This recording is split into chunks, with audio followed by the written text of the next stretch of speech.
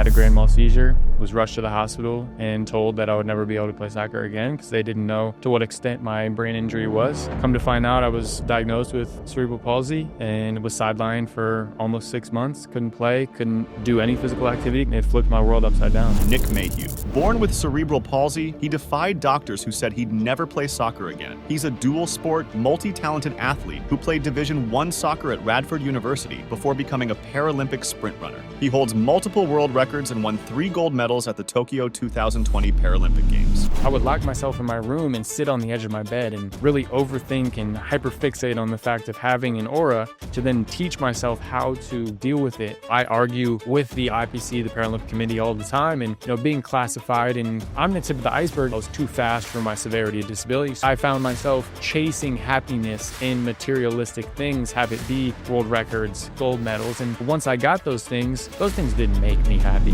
What is that $1 billion thing that God put in your body that makes you special? What is that superpower that you have? I think it's my... Welcome to the show. Thank you, man. Thank you for having me. Good to see you. Of course, yes. So, figured I'd teach you a few things about style today. Just let the socks ride. Good. Look sharp as always. Thank you. Look better than that normal Fu Manchu you got going on. Yeah, I had to let it go. You did? Yeah. What's up with the hairstyles? I think that's the first question of the day.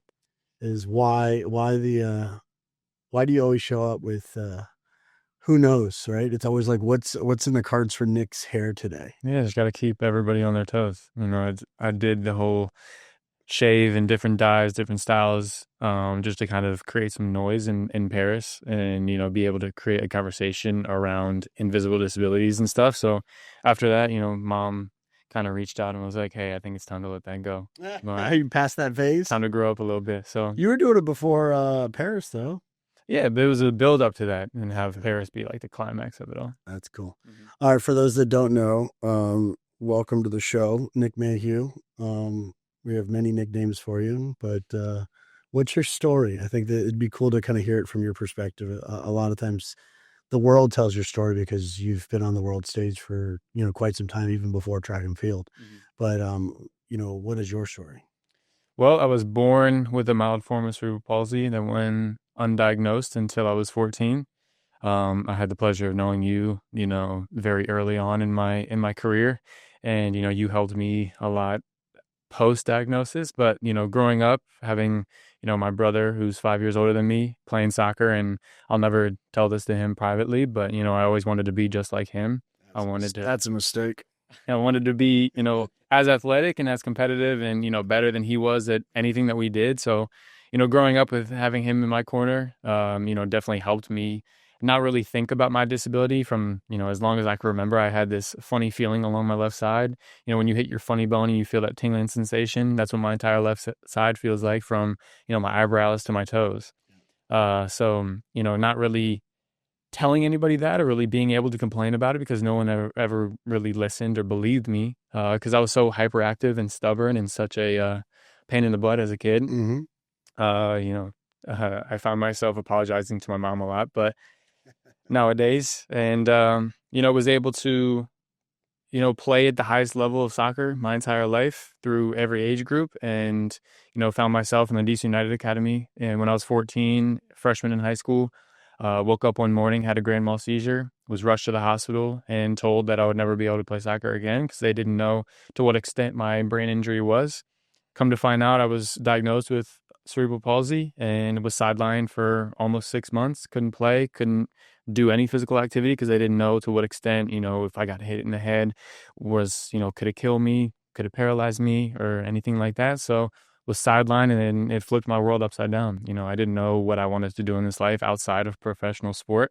I wasn't going to, sit in a cubicle and have a 9-to-5, no offense. And no disrespect to anybody who does. Yeah, but that's not your personality. Like you do better when you're active. Mm-hmm. Yeah, exactly. So, I left that doctor's office knowing that I could either, on one hand, allow my disability to define me and give myself an excuse for anything that was going to come. And, I can't do that because of my disability, because I'm disabled, because I have cerebral palsy, or, have it be, the end of a kick-ass story. And, I was excited to make that decision in that office because, I don't think I'd be sitting here with everything that we've achieved together if I had made the other decision. Yeah, and I think what's really interesting is to think about, like, you've been denied both the kind of like ability to become a victim, right, your entire life, almost because of like the way you grew up, knowing your family and knowing the environment that you grew up, having an older brother who, Thomas is, a great coach, great person, really, really kind and a nice person to everybody but you. So like he is the nicest coach. He is like he's like the softy in so many environments, except when Nick's on the field. Yeah. And he's really, really hard on you.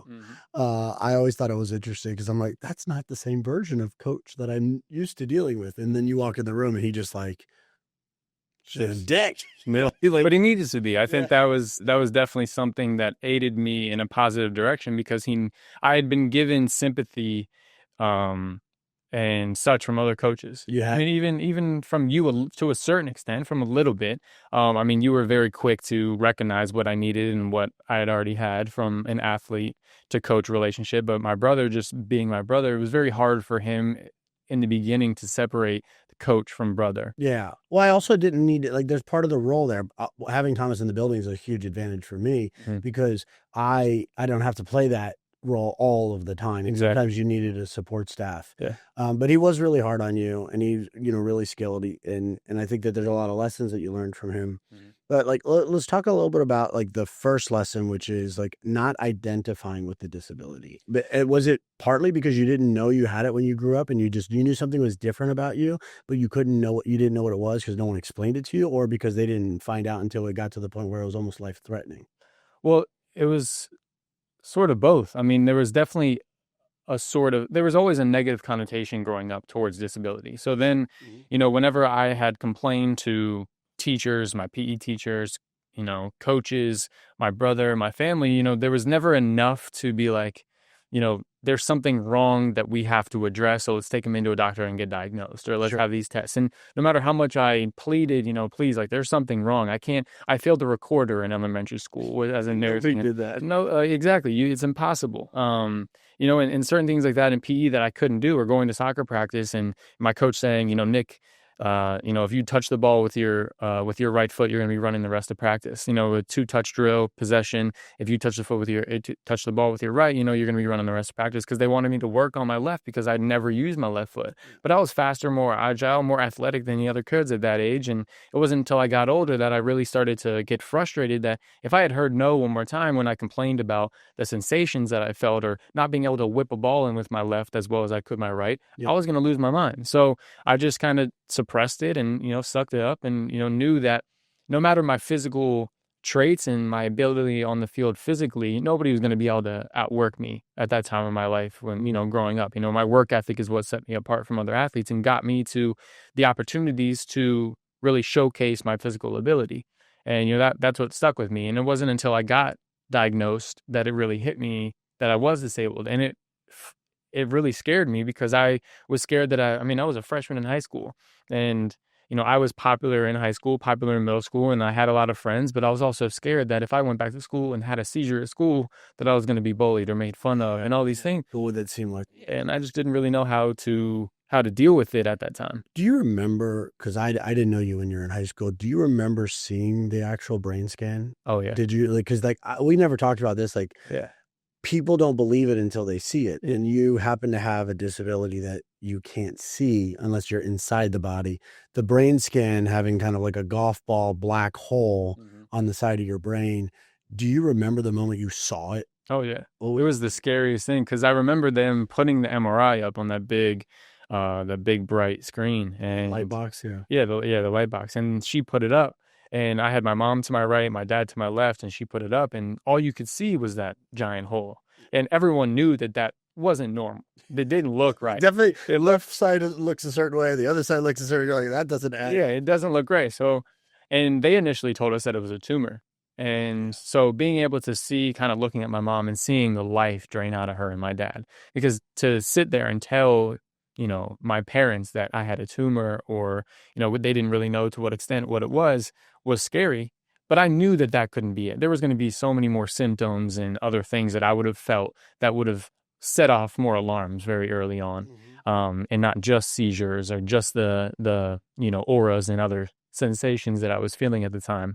And so, I saw that and just kind of was at a loss because I had no idea what it was. And then them telling us there was a tumor to then getting a second and third opinion and really understanding what it was at that point or what it really only could be, then, it was bittersweet because all the dots started to connect. Everything that I was complaining about when I was younger started finally making wrong with me, but I knew I wasn't, it was crazy. That level. Exactly. There's a lot wrong with me, but I knew I wasn't, completely insane. So to kind of have that justification felt good, but also came with the fact that I was disabled and I couldn't play soccer for an extended period of time. And there was a limit to what I was going to be able to do, from my dream of always being a professional athlete and representing, my country and myself, on the biggest stage. And you mentioned auras. It's a term that I don't think a lot of people know what they are and have they experienced it. You explain like what you experienced and like how they kind of came on and what that looks like. It was something in training we've had to. It happens to be one of the major identifiers of how we program things and what we did earlier on. Yeah. But I don't think a lot of people understand what they are and what you experience. Could you talk about like that experience and what that feels like to you internally? Yeah. Well, first and foremost, everything is for an aura, as they explained to me, is different for me than it is anybody else. Anybody that has had a seizure is similar to, or I guess just the sensation you feel all the way up to you losing consciousness. And it's your brain sort of playing games with you, playing tricks to see, are you okay? Are you not? And so basically an aura is just, you push your brain to a certain limit of a chemical imbalance that my brain already has. Cause, if my, everything in my brain is constantly going and there's that hole and it needs to kind of just continue. And that's why I take medication now. But before then, it was just, it would go. And I would always feel sort of an outer body experience. It was always the sensation that I felt up until I lost consciousness.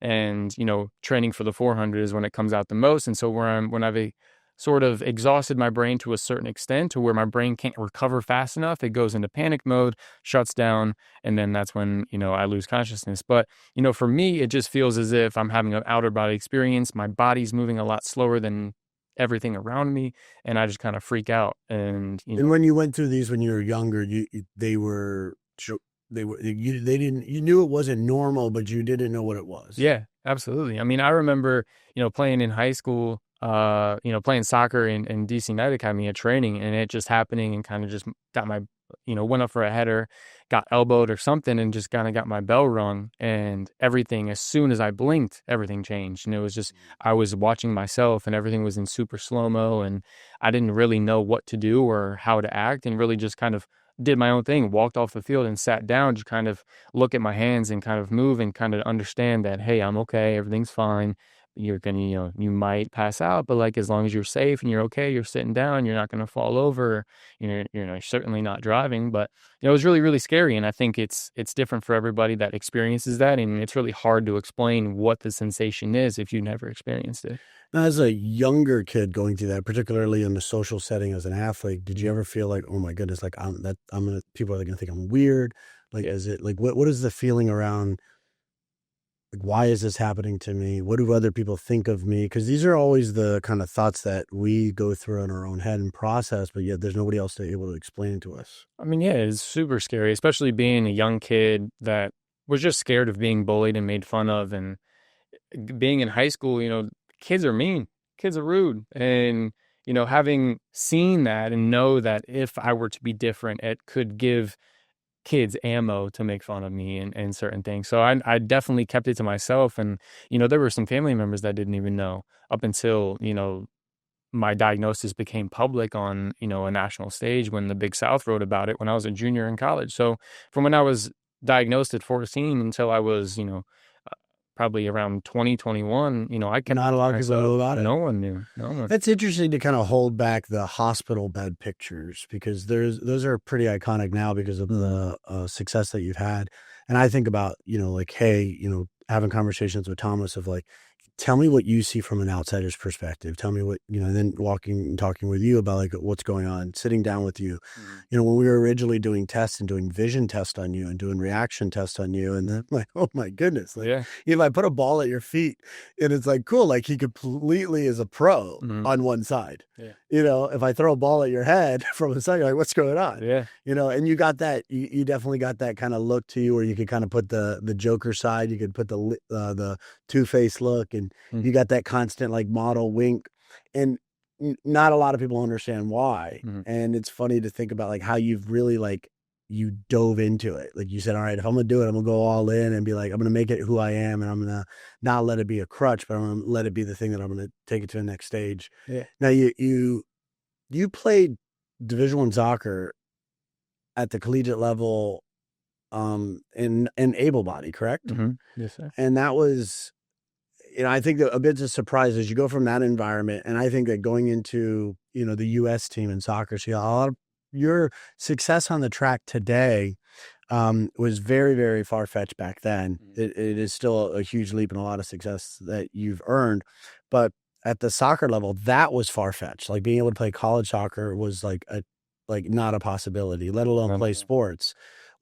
Just getting over that first hurdle and like fighting your way through. You were plagued with injuries growing up. What did you experience, and how did it feel like going through the recovery? Because your recovery wasn't necessarily the same as everyone else's. Yeah, and I think there's people I see today, largely because of your story, they're more curious about how did you go through these stages before you had the success, because you're an inspiration now. And I think that is really valuable to talk about, because there's hundreds of kids out there that are shutting down their athletic career and dreams purely because some doctor told them that they never go play sports again. Yeah. I mean, I think it all came back to my mentality once I had my seizure, because my entire life up until I had my grand mal seizure, I was perfectly healthy, no significant real injuries. I mean, I broke my wrist skateboarding when I was younger in middle school, but nothing really that affected my soccer career in a way that my grand mal seizure did, or any of the injuries that I had in college.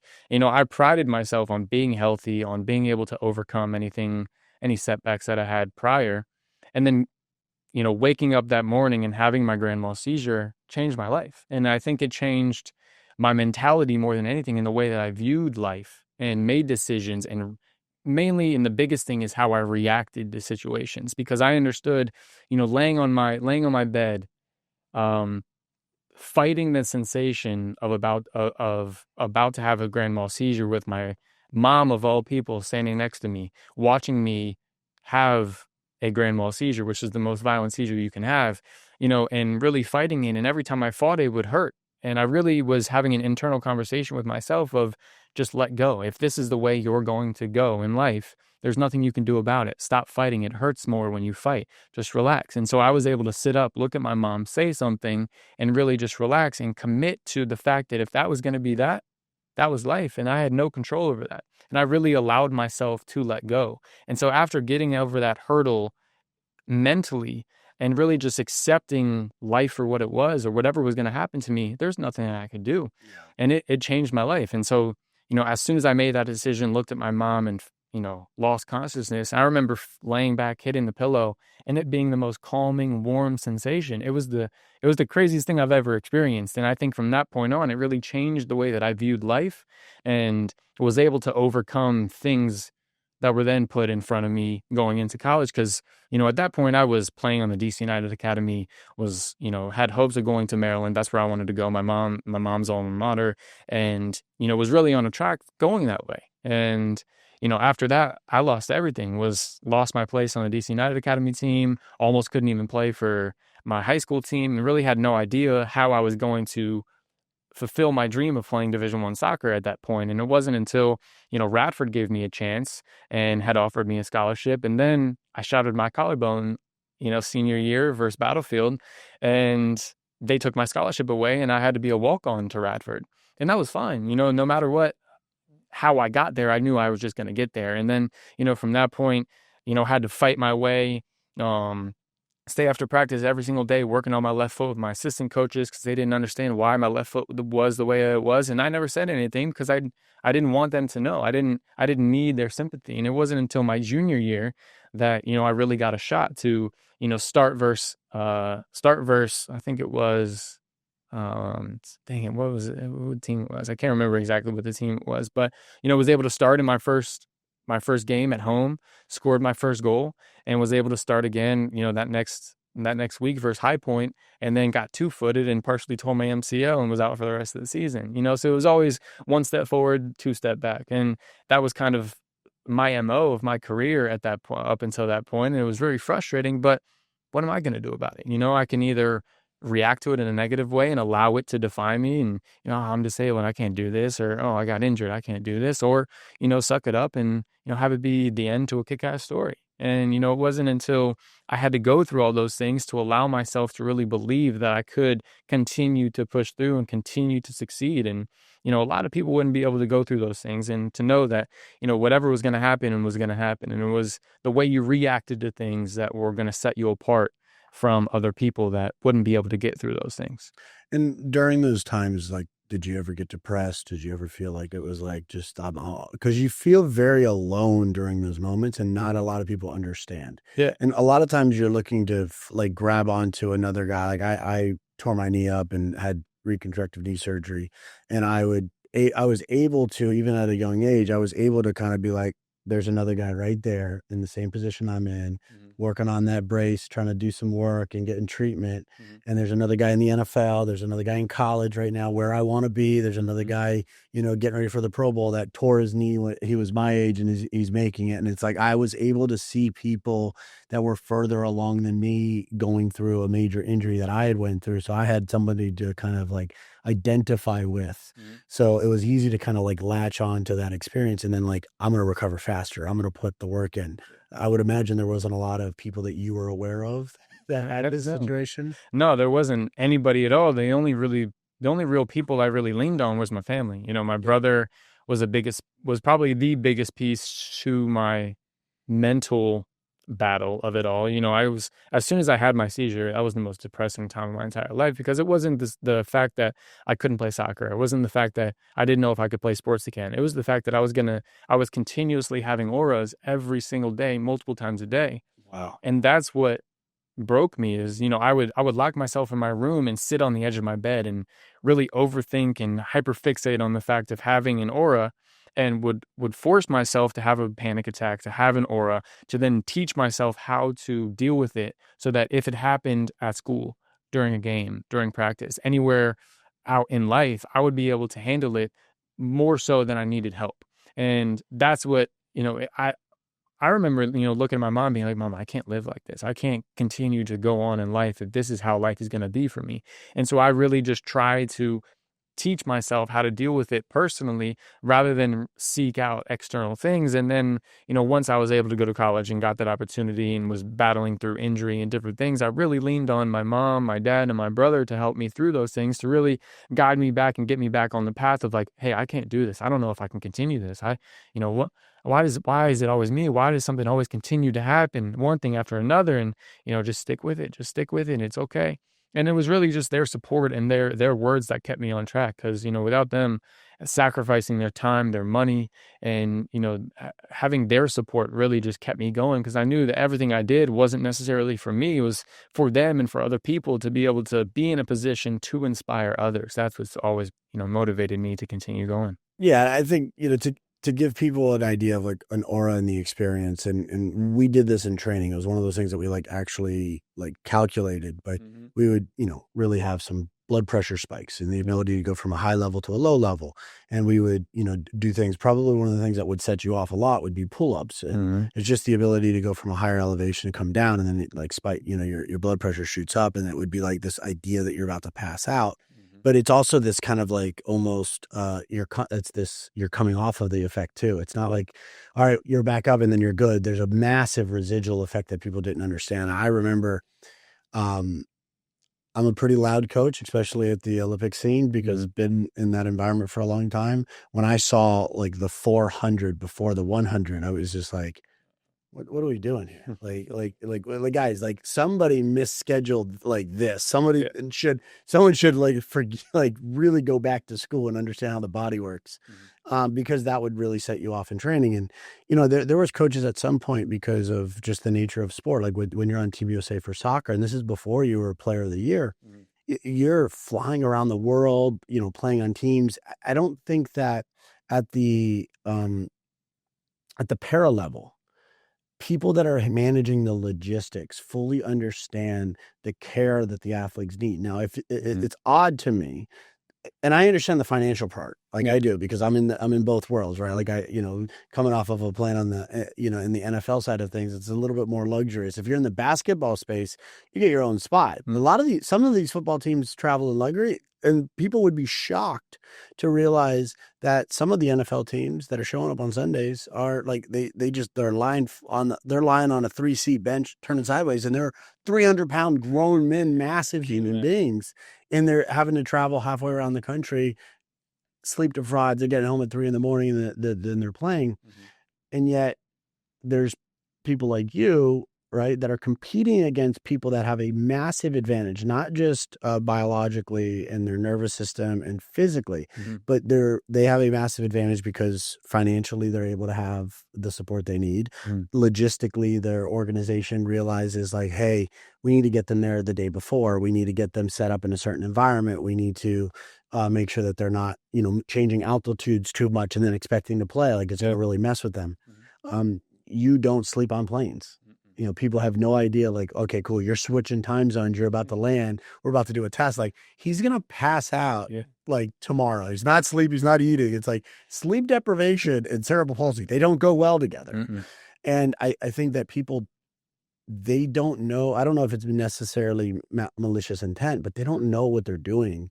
How much did that affect you to be like, all right, I have to take control of my athletic journey, because nobody was understanding that? At least when I met you, nobody took charge. You were the one who had to take charge. Yeah. I mean, I think and that's sort of one of my biggest testaments to you, is that you're one of the first people to really teach me that I had the authority to take control of what I needed to do to perform at the capacity that I needed to. And because growing up and always, and being in college especially, it's always, there's a template, this is the way we do things, this is for everybody, and it is the way that it is. And it wasn't until I became a professional and really learned what it meant to be a pro and what I wanted to do to really put myself first. Man, there was always certain things, especially in college, of me doing what I needed to do to set myself apart from somebody else who was perfectly healthy and way more athletic than me, way faster than me, way better than me at soccer. But I was able to set myself up in a better position than them because I worked harder, because I knew the things that benefited me better than they did themselves. And I didn't have to rely on solely my physical ability. And it wasn't until I, learned from you and was taught by you to really put myself first and put my foot down in certain things. When I, scheduling to go to Tokyo, I was on Tokyo time before I had stepped foot on that plane. And, those certain things, and working with, hypnotherapists and working with everything, and getting myself ready to compete weeks ahead of my actual race day, because that's what my body needed. That's what I needed mentally and physically to set myself up for success. And, it wasn't taking no for an answer, and as messed up as the Paralympics is, as messed up as the organization is amongst the USOPC or the IPC and anything else, that is officiating or really making these decisions, you can only control what you can control. And something that I could control was everything from, my sleep to my food to my training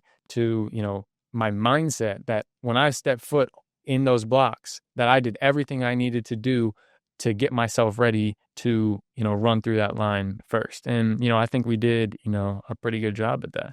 Well, I'd like to think so. Yeah. And I think what's also cool is like, what it's like to get that recognition. I don't think that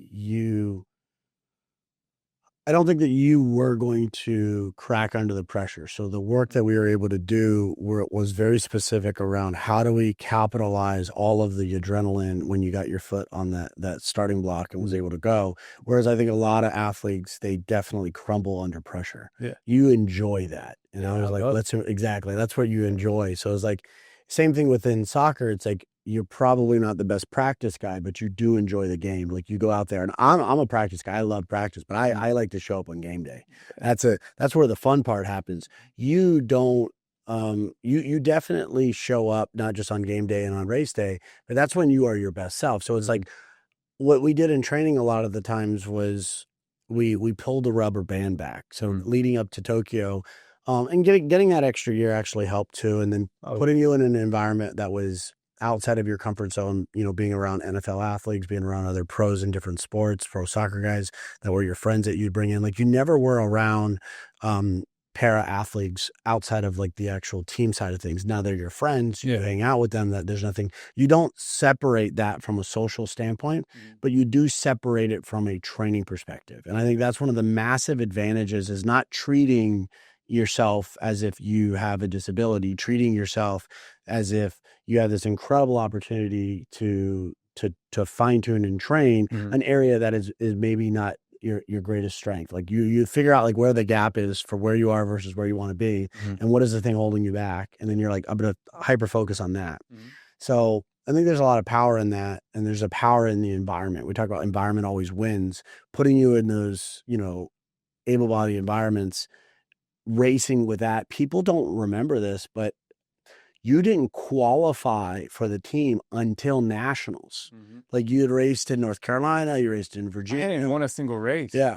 So that and everyone was like, oh my goodness, like he's got, and I'm like, man, me and Thomas, we're just like, all right. But no one, he made it. He made the team. Yeah. And it was like the thing is they always make a lot of times people make the podium the job, and the first job is to give yourself a lane, which means you got to like get yourself an actual roster spot. And so they don't make the first thing the first thing. And we were very, very diligent with focusing on what was the right work at the right time. And then we were very process driven around where we are and then what we're trying to accomplish. Yeah. You end up making player of the year for soccer coming off of this high.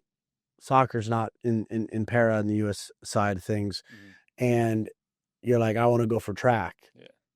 And I'm like, get out of here. Yeah. Yeah. And I think it's an interesting mindset story, because it was a very different place for you as the soccer athlete than it was for you, the track athlete. Soccer's a team sport, even though there's a lot of individual requirements in order for you to be able to make the team, but track is not. No, not at all. It's boring. It is not. Yeah, it's boring. It is not fun to practice. It is like long days on the oval, and you're racing against yourself every day. When you made that switch, was it purely because you wanted to represent Team USA, or was it purely because you knew that it's something that everyone said you couldn't do? What was the reason? Well, I'd always wanted to represent my country on the highest level. Growing up, it was always the Olympics. I wanted to play soccer overseas and, represent my last name and my country on the biggest stage. And for me, that was the Olympics, and that was playing overseas. And, after I had my grand mal seizure and was able to, have a little bit of sense of reality of, hey, that might be a little bit far-fetched. That might not be, you're not running 9 seconds and you're not, not that I wasn't talented enough, but you might not have missed your opportunity to play for U.S. soccer on the men's soccer team, or, play overseas and play in the English Premier League and such. And so that was a tough pill to swallow when I was a teenager, because in a teenager, you think you know everything and you can do anything, you're invincible. And after I realized very quickly that I was, in fact, not invincible, it knocked me into a different sense of reality. And it wasn't until, I was presented the opportunity to run track and looked at, sat down with one of the coaches for track and field, and they were like, hey, this is the class that we think you'd be in, and these are the times that you'll need to hit. And I kind of shook his hand and understood, yeah, all right. And then I remember laying in my bed in Peru at the time. I was there playing with the soccer team, and I looked up the world records. And I was texting you at the time, and knew that, that's something that I wanted to have a conversation with you with. And when I got home, walked into the office and sat you down and said, I want to go to Tokyo, and I think I'm going to win a gold medal. And you're like, in what? In track? And you just got up and walked out, and we're like, hey, go get this workout done. That pissed me off. And that was the first piece to it. That was the first piece of why I wanted to do it. And that was, it was an opportunity. I'm good at the whole pissing people off. Oh, dude. I mean, yeah, that was the tip of the iceberg for that. But it really set up, again, something that I think is very important, your mentality towards what you're willing to commit to. And I didn't understand on that day what I had to commit to. And you were going to do something. Do you want to fix that? No, you're good. No. And I think that was something that you were kind of prepping me for. Now that I'm able to sit here and think back on it, was, I had the best workout of my entire life that day. Going in there and telling myself that I wasn't going to be able to do that. Sure. Go in there, lift those 30-pound dumbbells as viciously as I could at the time, being all 30 pounds. Being all 30 pounds. Feel real good about it. Yeah. And then the Edmond brothers are asking me to spot them when they're 400 pounds. Thought that was crazy. But, then, go home, come back in the next day and, really understand that I needed to be the first one in, last one out. And to be there as soon as you got there, sit you down and say, hey, I looked at the world records. I'm going to go to Tokyo. I'm going to break a world record, and you're going to help me get there. And it was the change in demeanor, it was the change in verbiage that I used from wanting to going to that really let you know that I was committed to it and I was ready to do whatever I had to do to go to Tokyo and win a gold medal. And we were going to do it together. And it was from that point on that I was really committed to it. And, like you said, there were long days, get in at 7:30, 8 o'clock. If you were there a little bit late, good luck. And, I was there, helped coach, clean, do a bunch of things, whatever I needed to, no complaining.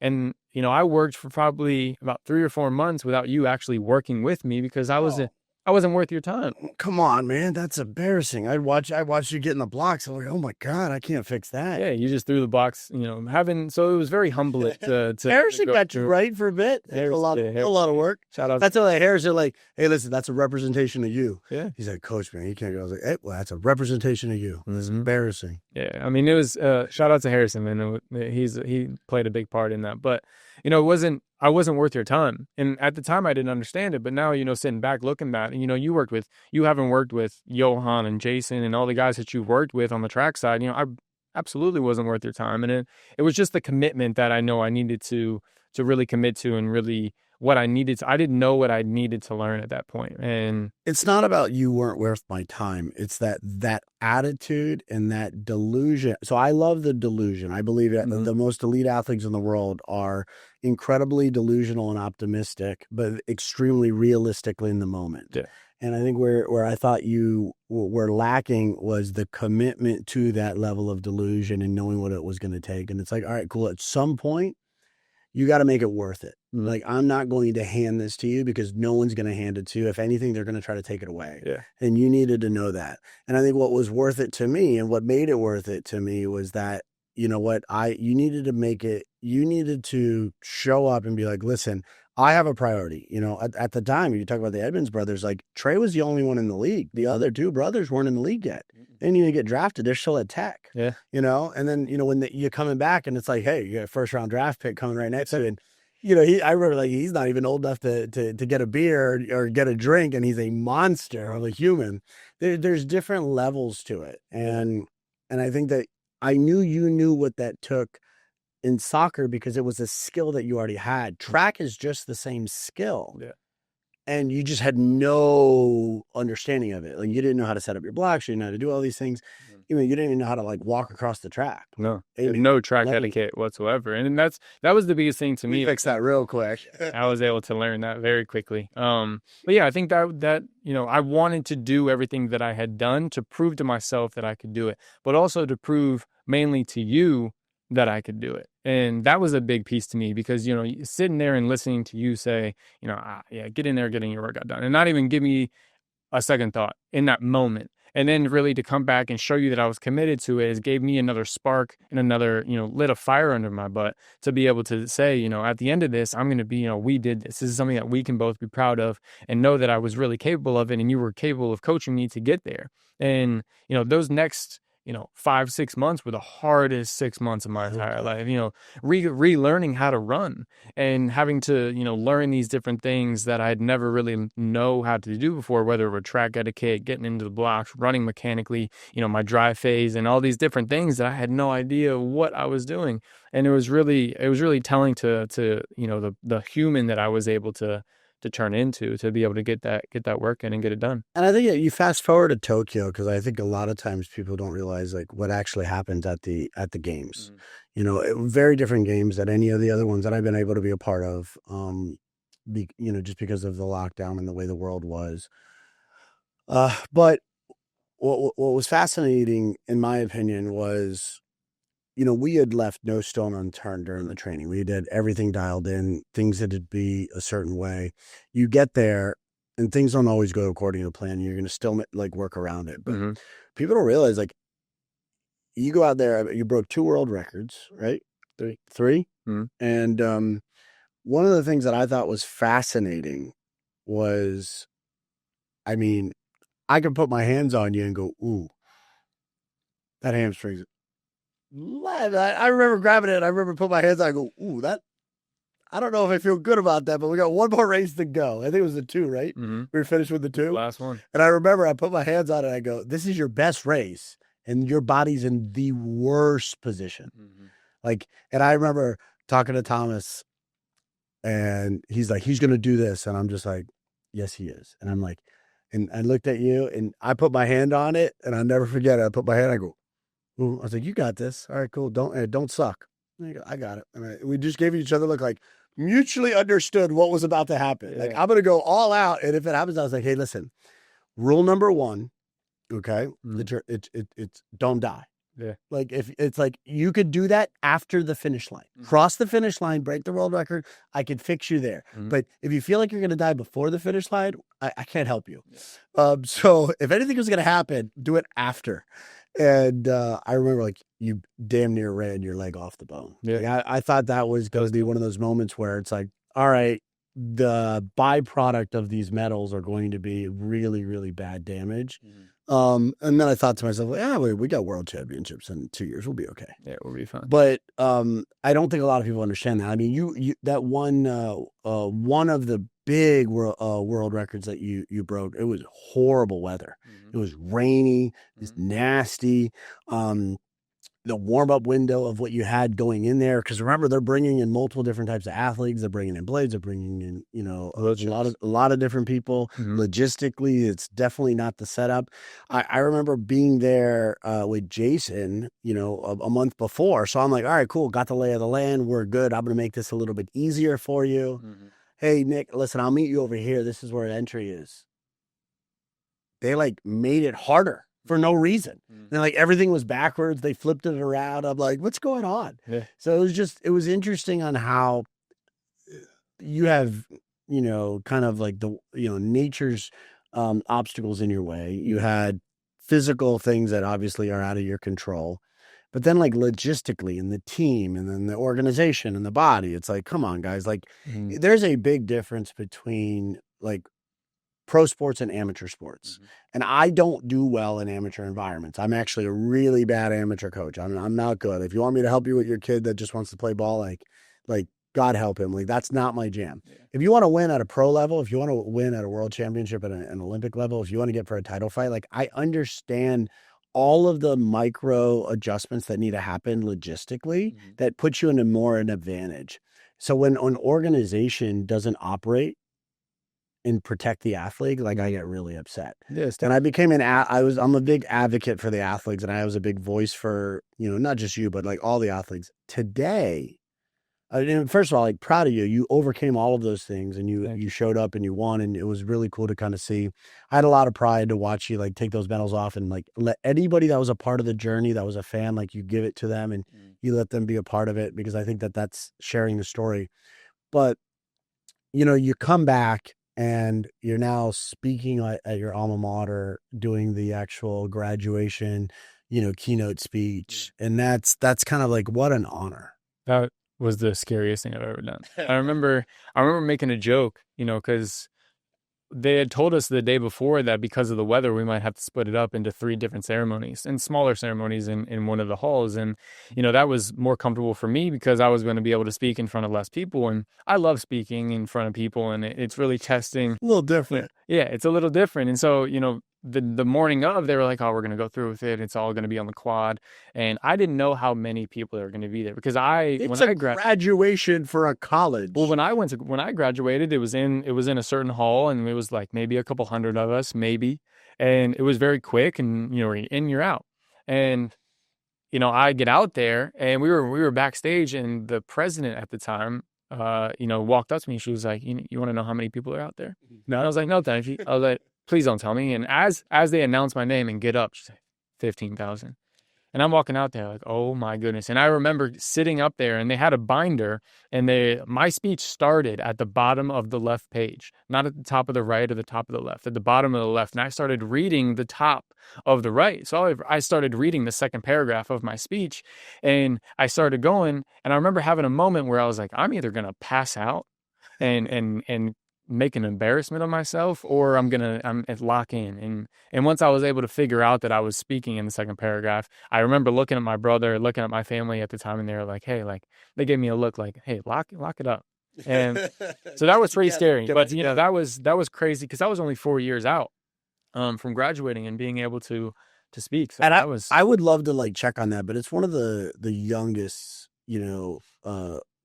graduation speeches I've seen. I had not seen anybody, at least coming out as a graduate, maybe for different circumstances, they bring special guests in. Yeah. But what you have done and to be a voice for people that have things going on in their life that nobody could see. So I think that there's two different buckets that I've always had pride in the work that you've done. One is in the disability space, where you're basically being loud about and pride, bringing it back to what they're capable of, not what other people put limits on you. Exactly. And the other thing is, there's millions of people that are depressed, struggling with insecurity, going through things, and you were in the exact same place in your life in a lot of different ways where people do not see what you're going through. Physically, no one could tell what you go through. I mean, I've been able to actually physically test. Like, I've run actual, medical test on you and go, ooh, that arm doesn't work. Hey, that leg doesn't work. Hey, kick that. Can you feel that? Because I don't get a signal over your here. Glute doesn't fire. Yeah, I'm literally testing it. Like, there's nothing on the chart. It's like the thing's off. No. So it's pretty funny to kind of like watch it at the medical level and like almost being a little bit of a research lab, like you're Captain America, and testing everything and getting like true biofeedback and getting an awareness of what's happening versus what people could think is happening. And there's a lot of things that people just don't see. Yeah. There's the disability aspect that people don't see, but then there's also the emotional aspect that people don't see. And I think everyone identifies with that. Yeah. Every single human on this earth has something about them that they feel, that they see inside themselves, that other people don't know about. And how you help express that and overcome that, I think, is a really, inspiring thing. And to watch you do that, to like read at little schools for kids just because you want to do it, go to corporate environments because you could inspire employees that are overwhelmed and working, on stuff, and they have like an image issue, or people that are, kids with, one leg, or kids that are struggling because they have CP in different environments. And there's all different cases of it too, in different ranges. And here you are saying like, you know what, there's a reason why you're here, and you're going to make you're going to make this thing worth it. Yeah. So, I have a lot of pride in that. And I think that I want you to continue to be loud. What's next for you? You went to Tokyo, you came back with 4 pieces of hardware. You've been to different, national championships, world championships and experiences. You've traveled all around the world, both at multiple sport stages with soccer and track. You could go to Paris. Here you are now. What's next for Nick? That's something I'm still trying to figure out. I think because I've experienced so many different things, and exactly what you just said, just trying to educate people and while I'm learning about it as well. Everything that you did, that we did medically, everything that we did was me learning those things about myself for the first time too. And I think that that's what life is all about, is, no matter who we are in this life, we're all living life for the first time. And I think it's very important to realize that and have a different understanding of, who you are and who you're speaking to and who you're reacting to, because you never know who's going through what. And one of my biggest things I always tell kids, and especially adults who find themselves in troubling times, is it's okay to not be okay. It's okay to not be perfect. Nobody is. You're not going to be happy all the time. And I think happy's a funny thing, because I found myself chasing happiness in materialistic things, have it be world records, gold medals. And, once I got those things didn't make me happy. And I thought they would. And that kind of flipped my world upside down again for the second time since I had my grand mal seizure of, coming back from Tokyo, meeting you in my family in the hotel room, watching you play with the medals, watching you, talk to my dad and smile and do all these things, and watch my dad and my brother get teary-eyed and really be upset about myself because I was going to have to go back down to Charlotte, wake up on a Tuesday and not have training, not have anything to do. And I didn't know what I was going to do. And it was really when I found a different direction of being able to use my voice to motivate and inspire other people. And it was those messages that I've received, whether it were letters or, direct messages or emails on parents and kids that found inspiration and motivation in what I did and my disability to watch them, want to succeed or want to fulfill their dreams, changed my life and felt way better than any medal or record, ever could. And that's something that I want to continue to do, is continue to speak, to continue to educate on disability, and to continue learning about things that I don't know about within this world, and in this community, because I think it's something, I argue with the IPC, the Paralympic Committee, all the time, and, being classified, and I'm the tip of the iceberg in what I, have dealt with in my classifications, or, being told I was too fast for my severity of disability. So I had to go compete with other people that had less of a severe case of cerebral palsy because I outran what they thought doctors with my severity of disability should be possible. Well, I think what's interesting, because being in that room and walking through that process, months before, like that entire season going into Tokyo, I said you didn't even qualify for the team roster. Mm-hmm. You didn't even qualify until nationals. Yeah. You go on and then you have this incredible run and you do everything you can to go out and compete. You do it, break a world record, and here you are with like the time of your life in the sense of like performance, doing everything that they say was impossible. And you get rewarded with outrunning your disability. Like, I don't know if that's possible. How could you? I would feel it would be very hard for me with the medical understanding I have, being in the medical space, having a background with working with all of these athletes, being able to have a conversation with a medical doctor and saying, you know what, that's okay. Let's just make them a Paralympian and let them go outrun their cerebral palsy. Yeah.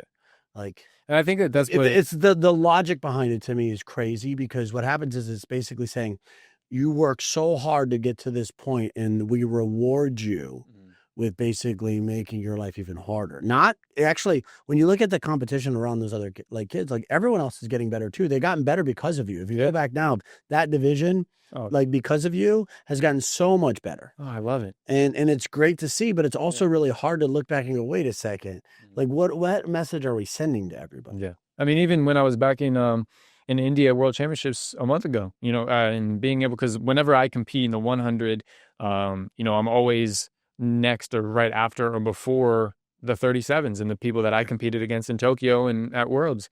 And, they, every single time I see them, they come up to me and thank me. And they either tell me I'm their inspiration, I'm their role model, and things that I don't personally think I deserve, given the fact that they're either older or, in relation to age to me. But, if you look back at the final of me breaking the world record and winning gold in Tokyo, every single person in that race ran a PB. Every single one.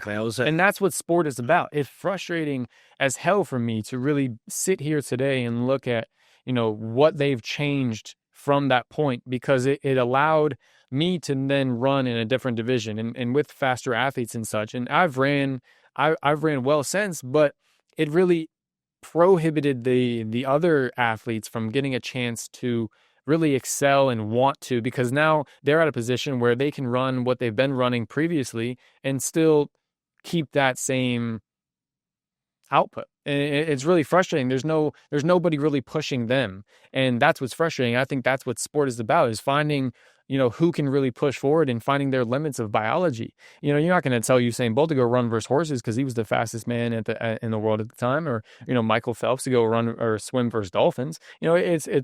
It's very frustrating to kind of be told that I was too fast for my disability, because that's what sport is about, just pushing through barriers and finding what the human body is capable of, and having the brain be the most misunderstood thing about the human body. And then furthermore, having their doctors who don't understand our disability. In each case with cerebral palsy is different. Everybody's is different. There's no two alike. And so to, really have them tell me that this is what you need to do because this is the way it is, you don't understand what you're doing. And the amount of times that I've been through classification and really sat back and look at a classifier and say, do you understand what you're doing? And them to look at me and be like, no, and just to shrug. It's frustrating. It's hard. Like we would talk about like being able to control the controllables. Some of the stuff is out of, our control, but we do have the power of our voice, and we do have the power to kind of send the right message. And I think the message, more importantly, is to the professionals to say, hey, we are treating ourselves like professionals. We need you to do the same. But at the same time, too, it's the message for the next generation. And you start looking at kind of like the other people in your environment that are inspiring so many other people, whether it be like the Rodricks and the Ezras and the Hunters of the world, and the people in your environment on the male side, and different, like they all have different disabilities, and they're inspiring the next generation. Don't take that away from people. Like don't take that away, because what you're doing is you're taking away the opportunity of that little kid that had that feeling that you went through when you just had your seizure. And like you're that thing for them.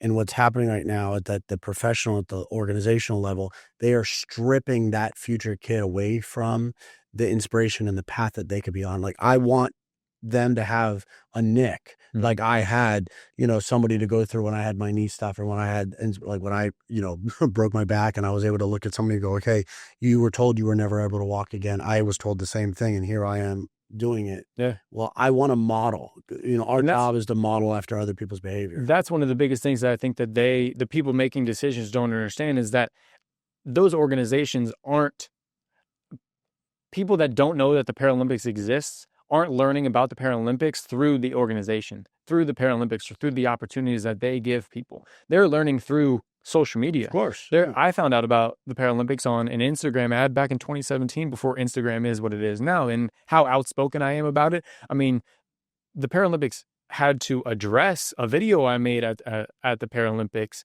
in Paris, because it got so much attention, and it was negative because it was truthful.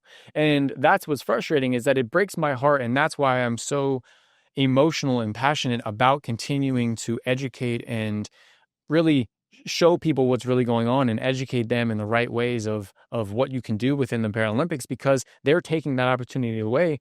Because the amount of parents and kids that I've spoken to personally that have told me that they don't even want to try out to go to the Paralympics, or really put themselves even up for that debate, because they think that they're going to be too able for what they are medically diagnosed as, and then they're not going to have the opportunity to compete, because they're going to be running against athletes who are less severe than them, because they outperform what doctors think should be possible. And that's not right.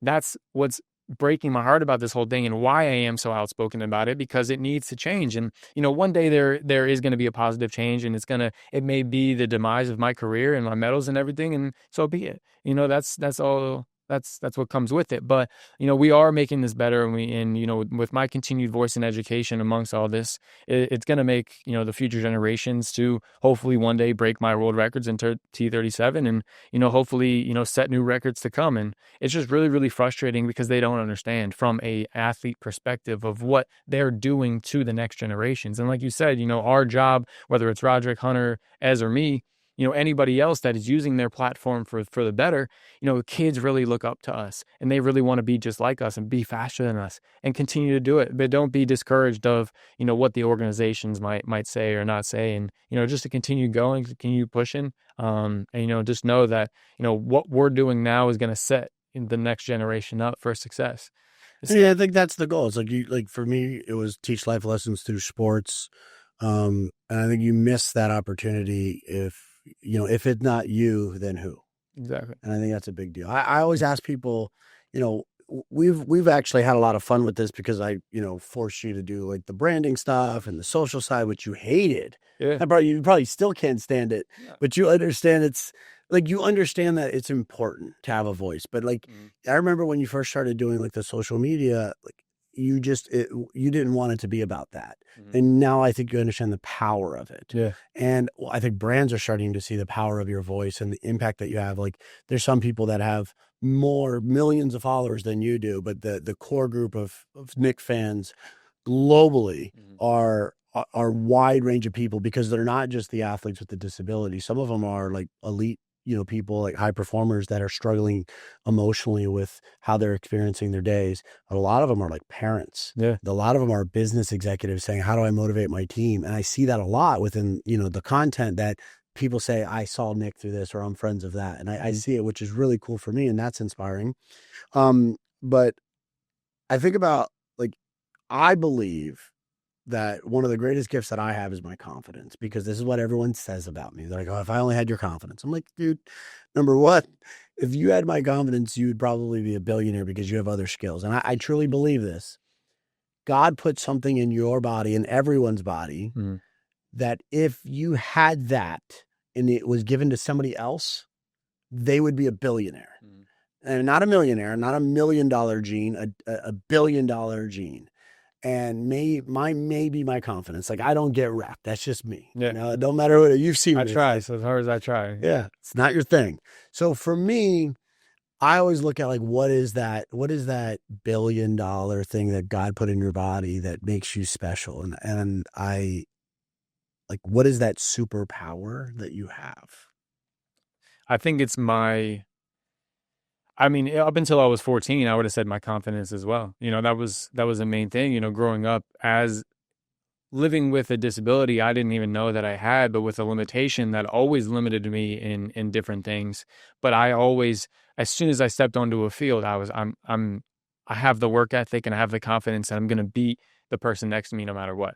Knowing that I couldn't hit a ball to save my life with my left foot. If that ball bounced on my left foot and I had to hit it and I was going to miss it and embarrass myself, I wasn't even going to give myself that opportunity. So I was going to hit it with the outside of my right and knock it top it bins. But I think it was my confidence leading until I had my grand mal seizure. And then after that, it was really that decision and that mentality that I had post grand mal seizure of how I was going to react to situations. It was my mentality and my understanding about life after that.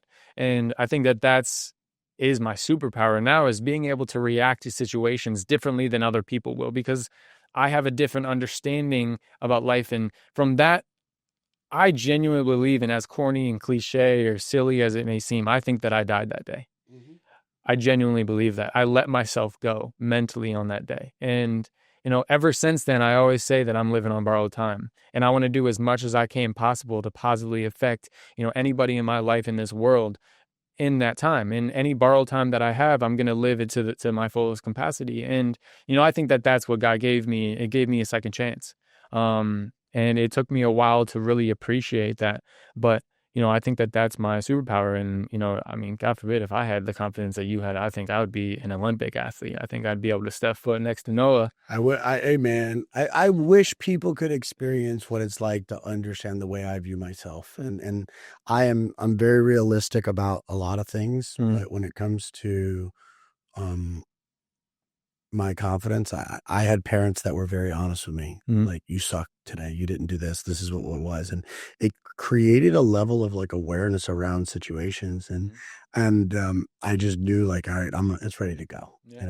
I also know how to stay in my lane in certain areas. Like I understand what it's like to be the best of the world at something. And that's where I'm going to live. And I'm not going to even dabble into this other thing, because I don't want to even be number two. And there's the chances of me going from what I think is like the thousandth worst person ever to, even in the conversation isn't worth it for me, versus in this environment, I'm the best, and the gap between me and them is so far. And that's the way I look at it. So, but I think that, as you start to build like this kind of superhero environment, you've been around a lot of the people that I have in my life at the coaching level, the doctor level, the sport level, business level. It's like a team of Avengers. Yeah. Every Tony Stark stands for something. He stands against something. What do you stand for? That's a great question. I mean, I think I stand for what I believe in. I think that there's such a strong point of belief that I have of, I mean, I have it tattooed on my shin. If no one believed in me, you know, how can I believe in myself? And I think that's where it starts, is my belief in myself. And, if I never believed that I could break a world record, you would have never believed in me. And I think that that's something about you, is you have such a great understanding of people and the people that you choose and allow to be around you, that you're able to then navigate different things of what they need and what you need to give them and what they can give to you. And, for me, I think I stand for just the belief of what I truly believe in and my understanding about myself and in life and in the situation that I put myself in. Because, you don't have to, I didn't have to be in that gym. I didn't have to decide to want to try to run track after winning player of the year for soccer. And, granted, it was para, and there's always, I always put that sort of like suppression on it, and I shouldn't, but that's how it is. And, that's... Although you did a really cool Twitter thread during that window. Oh, it was pretty cool. Got a couple shout out from Alex Morgan. I just want to remind everybody. Yeah. But yeah, I mean, I think I stand for what I believe in, and I think I don't waver from that. I'm very stern in my belief of different things, whether, what I speak on social media and how I can help other people. And, I think that's, my biggest flaw and, my greatest strength. Yeah. And I want to double tap on that, because I think that being around you, I think one of the things that you show up that you stand for, and I'll talk about two things. Number one is when you're stuck, whether it be mentally or physically, and you have that kind of victim mentality where it could seep in, you make a decision to take action. Whereas a lot of people have those exact same feelings, depression, mental health concerns, feelings, but then they don't move. Yeah. And action is going to be the thing that gets you out of it, whether it's the right action or the wrong. It's just you're moving. Then you start to like, okay, I could fumble my way into a better position, and then it's very positive. I think that's important. You talked about the things that, like, I'm very big on, like who I'm around and what I do. It's when you're playing a high stakes game, I have to manage energy, which means anybody that comes into the environment is going to affect the environment. And that may be a positive or a negative. And I can't afford to go into an environment with somebody that I don't know certain is supporting the agenda of everybody in that group, because environment always wins. And that's a really important thing. The second thing I think that you do stand for, Nick, is the things people don't see become things that are misunderstood. And because of that, you become the voice of the misunderstood, and you become the voice of the things that aren't seen, because there's millions of kids and people every single day that have something about them that nobody knows or nobody believes and nobody understands. And then you understand that yourself, but the world doesn't. And how can you communicate that through your actions? And I think that's a big deal. The second thing is, like, every superhero has something they stand against. Tony stands for weapons being in the wrong hands. He stands against that. What do you stand against? I think I stand against the need to be understood. Nowadays, people expend so much energy trying to explain themselves to people that have already made up their mind that they don't care what they explain. They don't care, what they're about to say. They have already made up their mind. And I don't think it's fair to really waste your energy explaining something to somebody that's not going to care or really care to change the way that they feel on what you're going to speak about. So, speaking about my disability in sport, and what I think is true in whether it be the Paralympics or what needs to change, people are going to, always have their premeditated decision and opinion on anything that they think that they know. But I think I stand against, trying to argue with people that aren't going to try to be open-minded and learn from what I'm going to say. Because I think, I think it was from Thomas, for being around you and being as stubborn as I was, being that very kid, stubborn, very, very stubborn. Being that stubborn kid when I first met you, and understanding, still stubborn. Not when you met me, still stubborn.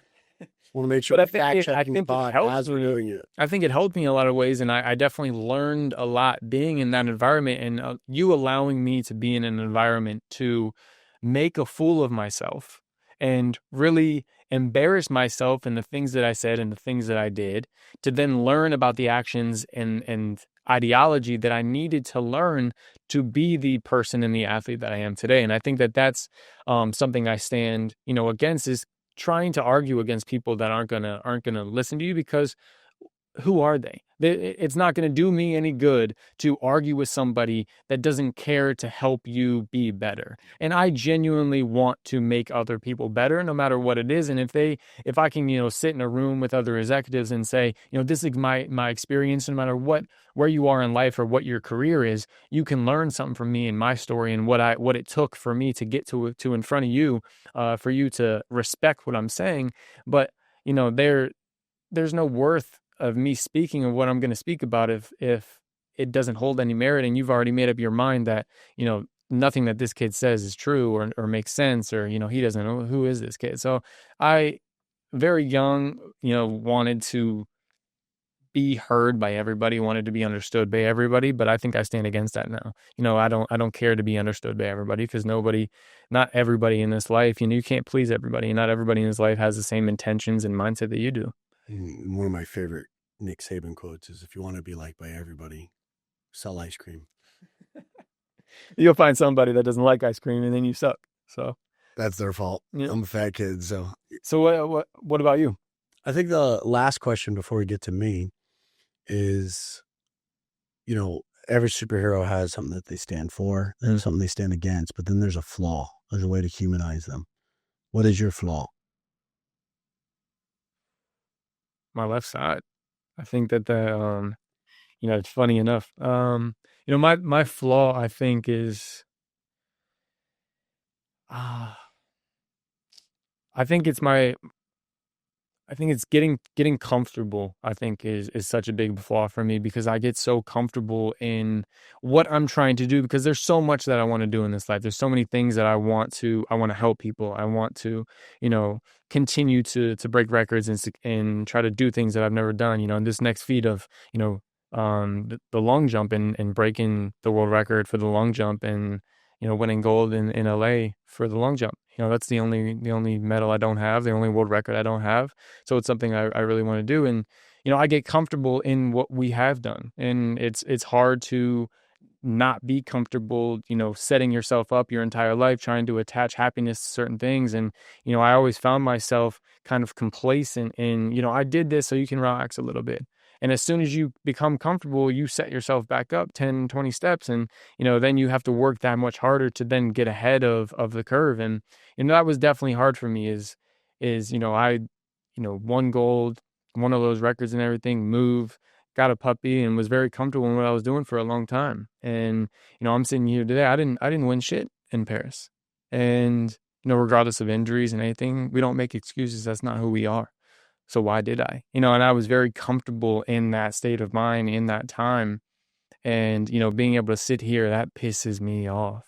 Knowing that I did not win a medal, did not break a record, did not do anything in Paris outside of, I was 0.08 millimeters from winning a medal in the long jump, and in something I had never trained for. And that's been my MO, is doing the impossible. And I didn't do that. So it pisses me off. So now I'm 20 steps behind, and I think I got too comfortable. And, that happens sometimes in my life, and it always has been, because I work so hard and I tried to do as much as I can to set myself apart from others, and I got too comfortable. And I think that that's such a flaw that I'm still trying to break and still trying to, stay on top of. But, I'm human, and, I'm not a superhero. And if I were, life would be a little bit sweeter. You are to some, which is cool. Yeah. I mean, for me, the big picture is simple. I want to win the right way. Mm-hmm. There's a lot of ways to win. I've been able to be on top in a lot of different environments and a lot of different sports.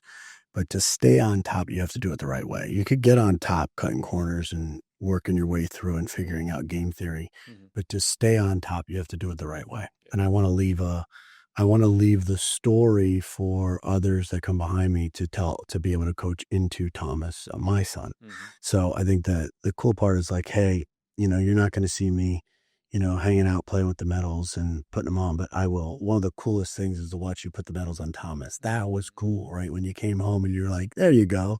That to me made it all worth it, So yeah, it's exciting. I'm looking forward to the next journey. And if the intention and the actions are going to be aligned to break a world record in LA, then let's do it. Yes, sir. You got it, man. Thank you, sir.